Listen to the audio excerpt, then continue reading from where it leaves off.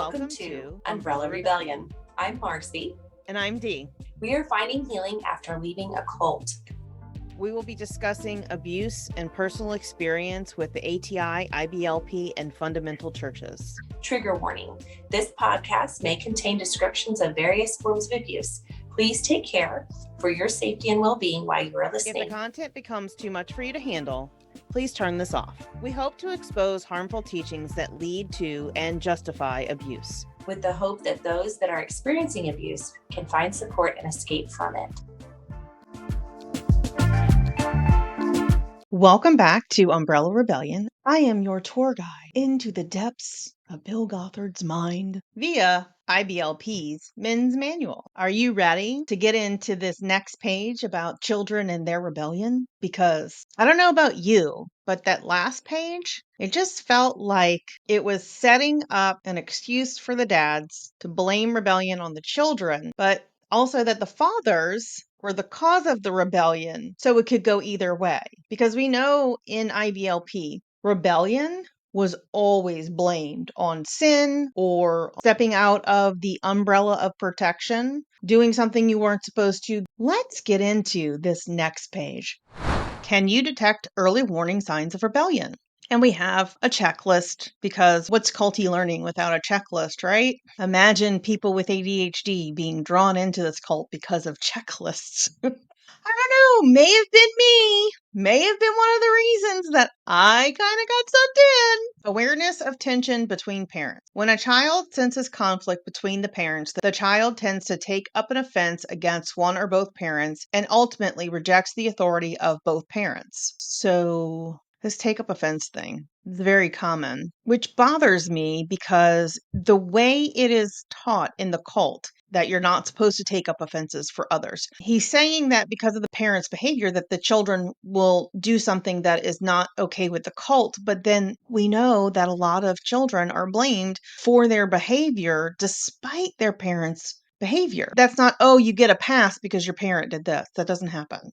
Accusations that parents are showing favoritism. A child has a keen sense of fairness. Once a parent shows unfairness, the child will feel rejected and accuse the parent of favoritism. This will produce seeds of resentment, which grow into rebelliousness. I kind of agree with this one. Children don't understand that each child in a home has different needs based on their abilities, their strengths, and their weaknesses. A child doesn't understand that. When you're in this cult, there can be a real sense of perceiving unfairness. There was a lot of tension that was built between me and my older sister. And some of it was because of my parents' treatment of her, because she was a rule follower. I hated rules and I was willing to take consequences for things I wanted to do. The consequences were never severe. I was not disciplined the way my younger siblings were. There was a real perceived unfairness and mistreatment of me as opposed to my sister, but also my parents' way that they dealt with some of those differences was to compare me to my sister, ask me why I can't be more like my sister. My parents were young parents when my sister and I were born. They did their best with the information that they had. I always take into account where we were in society at the time this was happening and my parents' ability to know good child development skills. I don't harbor any resentment towards my parents because of this. It's just a fact of what happened. I never felt like my parents were proud of me until way into adulthood. So anyway, side quest, personal story, something that I've done in my parenting, and I believe I got this from my older sister, and I thought it was wise. I haven't evaluated that again in a long time. When my children were smaller, I had one with severe ADHD, I had one on the autism spectrum, and I had a toddler. There was always this sense of unfairness of where I spent my time because I had a child with high needs with sensory, one with high needs of attention, and my oldest has a very strong sense of fairness. Anything that looked like unfairness to him would cause a lot of contention in our home. What I started trying to explain to my children when they were young is different child, different parenting, because this child needs is not what you need. It didn't cure it. I hope as they grow into adults, they realize that it wasn't being unfair. It was meeting my children where they were at to fulfill the needs that they had at that time. And every child's needs are different. Do you have any parenting tips like that for someone who is deconstructing and doesn't want to repeat some of these same patterns that our parents did to harm us? I think it's very important for us to share what we have landed on so that we may be able to help others that are struggling with, how do I do this differently? Because we have no idea, because we weren't exposed to any different parenting because they isolated us. Are they a cult tactic? Or am I the only one with ADHD that can be enticed into a cult with a pretty checklist? Let me know if those checklists got you too. I'm Dee, your guide into the depths of IBLP's men's manual and the twisted beliefs of Bill Gothard. Let's continue finding out how we can spot the early signs of rebellion in children. Let's get into this. Feelings of inferiority and evidence of self-rejection. If a son or daughter rejects the design of unchangeable physical features, he or she will also tend to reject the designer and his authority in daily living. So this first column are the behaviors you're supposed to look for as signs of rebellion. It's not like a cause and effect like we had in the previous page. My brain was like, what? Now, the unchangeable, I have shared this on several of the videos throughout the podcast, but if you want to know my personal experience as it pertains to Bill Gothard and an unchangeable of mine, you can go look at the old episode, Dee's Headquarters, I believe it is the episode. It's like one of the first 5 or 6 videos in our whole entire series. It is on podcast or YouTube. I have my own personal experience about Bill Gothard and his unchangeables. Rejecting the designer, that's one of his teachings, that if you desire to have something different about you that is not changeable because God designed you that way, then you're going to reject God. I guess he's telling fathers to make sure that they're not making their children feel this way. I don't know that that ever was not a thing in this cult. If you were in this cult, especially as a daughter, let me know if your father heeded these directions, suggestions. Loyalty to friends who reject authority. Wrong friends corrupt right living. Also, a son or daughter tends to choose friends who will openly do what that son or daughter secretly wants to do. So be suspicious of everyone. Be suspicious. Be suspicious. Don't trust a damn thing. And your child cannot be uninfluenced by anyone around them. They are susceptible to all forms of temptation, and you have to make sure that you do not let them have any experience with temptation outside of your belief system, because that will cause your children to rebel. Maybe it's because you did not teach your son or daughter to, I don't know, stand up on their own 2 feet and be confident in what they are and who they are, because that's how you get to children not falling for everything. Is you give them a sense of value in how they were created and their personality and their strengths. I don't know. It's weird. But yeah, there's a lot of distrust in this cult. And that is another form of isolationism, which they swore that they were only insulating, not isolating. Let me know what your thoughts are on this checklist of signs that your child will rebel. Do you agree that these are signs of rebellion? Do you agree that these things are actually going to happen? It's like Bill Gothard attempted to teach fathers how to instill self-confidence and appreciation for oneself into this, and just miss the mark with the wording that he used, because it was woo-woo and progressive to think about self-confidence and being true to oneself in that community and in the time period of the late 70s, early 80s when this was booming. Let me know what your thoughts are. Signs that your child is rebelling, according to Bill Gothard.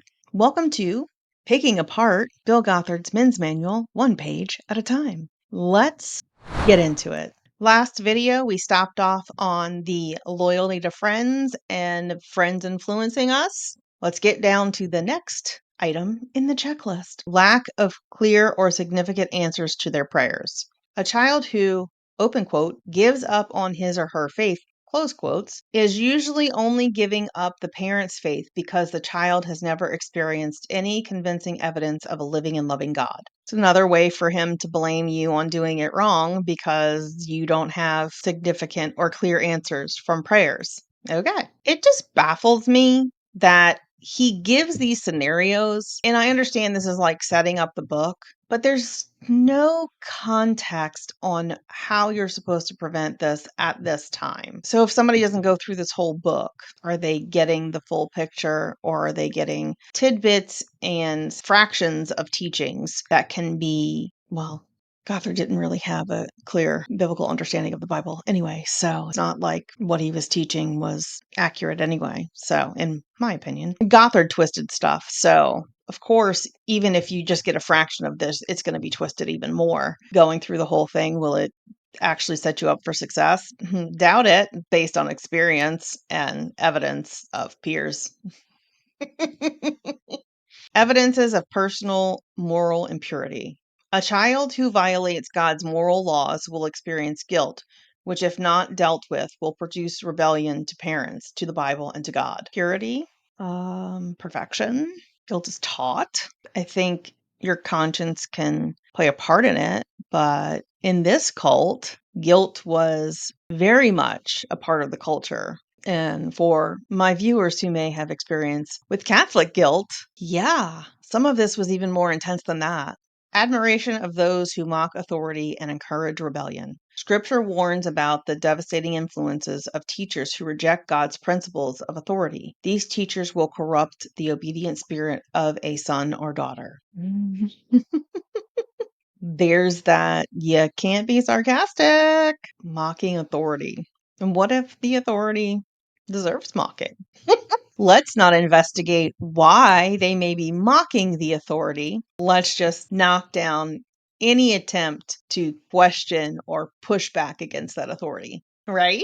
Questions about the accuracy of the Bible. When a son or daughter begins to question the accuracy of the Bible, the authority of the Bible is also in question. You better knock that shit out quick, right? Nip that shit in the bud. No questions. It is the authority because I said so. I just said that in my brain like Hulk Hogan. Okay. Just in case you're wondering where my brain goes sometimes. Bill Gothard gives parents a checklist to see if their children are rebelling. So far, what I've seen is, hey, parents, don't do this. It's kind of like a temperature check almost to see if your child is rebelling. But then again, telling parents what you should teach your children so they don't rebel, but it's very unclear of who this is directed at, in my opinion. It's one of those that could go either way things, which I think in this cult, that is a big theme. So doesn't matter how it ends up in a bad spot, Bill Gothard can blame it either on the child or on the parent for not doing things he said you should do. He can't lose in that kind of setup. Let's see if it gets any clearer as we continue this page. Lack of consistent interest in the Bible or Christian activities. Satan's program of destruction begins with separation from the Bible and Christian friends, and then doubts and defeat follow. What if doubts come in? I think you might have this a little backwards. And I say that because in every person's deconstruction story that I have ever heard, not a single one of them said, I started doing this, or I hung out with this person, and then the doubts came. Every single story of a survivor of this cult and or cults like it, I have always heard the doubt started and then I started to step away. Because when I had doubts, I did not get a significant answer to the questions that I had. And if your religion or spiritual beliefs are defendable, you will not reject questions. And Gothard even says that you need to be ready with an answer. But if the answer does not satisfy somebody's questions, you expect them to wholeheartedly believe just what you say without any evidence. Just believe me. Believe me, bro, I'm right. Like, that's the whole premise of this fundamental teaching is, trust me, bro. So I think he has it a little bit backwards there, and I don't necessarily agree with any of this. Maybe one with the unchangeables and feeling rejected, or two, maybe because of the sibling thing, perceiving unfairness. Let's wrap up this page with the pretty little blow that is my opinion. Bill Gothard presents a checklist for you to be aware of early signs of rebellion. So, what exactly is an early sign of rebelling? Let's look at this checklist and go down each one and let's assess if these are actual signs of rebellion. The way Bill Gothard presents this, it seems he is saying a child rebels when they see tension between the parents and they take offense or don't respect both parents. If the child confronts their parent about showing favoritism, if a child wants to change something about themselves that they aren't content with, that Bill Gothard considers quote unquote unchangeable, if they succumb to essentially what's peer pressure, picking friends that do things that they're not allowed to do, if the child expresses that their prayers aren't being answered, because obviously in this cult, you are rebelling if your prayers are not answered, right? If the child thinks that somebody is cool because they're mocking an authority, like I said, let's never mind why the authority might be being mocked. If they question the accuracy of the Bible, that's rebellion. Bill Gothard seems to think that doubts lead to choosing to hang out with non-Christians or lukewarm non-IBLP Christians because you know those are Satan's first attacks on your loyalty to IBLP fundamentalism. Oh, wait, I mean God. Apparently, all of those are signs of rebellion, according to Bill Gothard. That just sounds like normal childhood development to me, and curiosity. That should be welcomed. Do you agree? Let me know what your thoughts are on this checklist of supposed early signs of rebellion. Do you think any of this is a sign of rebellion? The way that he posed this, do you think he's talking about the children needing to change their behavior or the parents, or is it both? Can you tell who he's talking to? Can you tell what he's trying to get you to do? I don't know that I can. We finally get to move on to more introduction. We continue to go page by page in IBLP's Men's Manual and discover the inner confusion of Bill Gothard's mind. Come join me on the next page of this journey. Last couple of videos, we talked about children rebelling. Before that, it was why wives react. They seem to put the blame on the men, but that's not how it worked. Lovely picture of these ravens. Let's dive into this page and see what they're up to. The eye that mocketh at his father, and despiseth to obey his mother. The ravens of the valley shall pick it out, and the young eagles shall eat it. Proverbs 30:17. What a lovely picture for you to have in your mind about what's going to happen to you when you're a child, when you mock your father and you don't obey your mother. Isn't that lovely that we can think about the ravens plucking out our eyes and then the eagles eating them? No reason for children to be anxious in this call. No, that's crazy. Let's see why we're talking about this verse and the ravens. Consequences. I'll figure. The destructive consequences of rebellion. The eye that mocketh at his father and despises to obey his mother, the ravens of the valley shall pluck it out, and the young eagle shall eat it. Proverbs 30:17. The raven is a scavenger bird. It is usually the first to arrive at the scene of death. It has exceptionally keen eyesight and is able to detect dead or dying prey. A raven first determines if its prey is dead by picking at the eyes of the victim. If the victim does not defend its own eyes, it is assumed to be dead. After the raven has begun to satisfy its appetite, the eagle arrives. They are larger and more powerful scavengers, and they finish the work which the ravens began. These facts from the world of nature add astonishing depth to the warning of Proverbs 30:17. When a son or daughter despises or rejects the authority of his or her parents, he or she begins to show signs of spiritual death. Those evil ones who, like the raven, fed upon destruction, can see the signs of spiritual death in rebellious children by looking into their eyes. The light of the body is the eye. Matthew 6:22. What?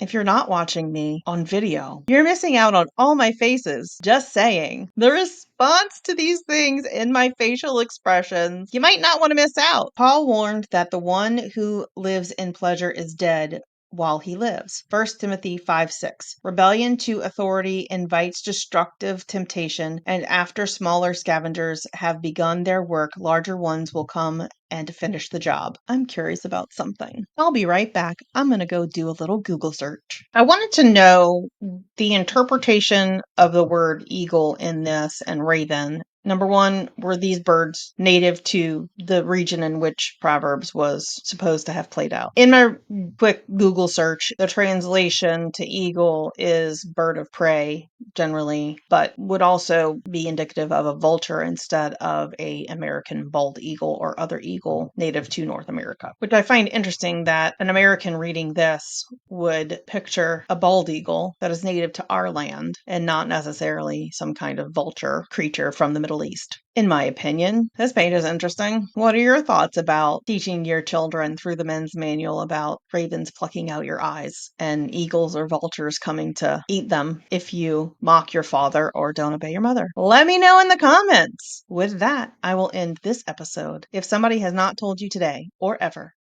I am proud of you.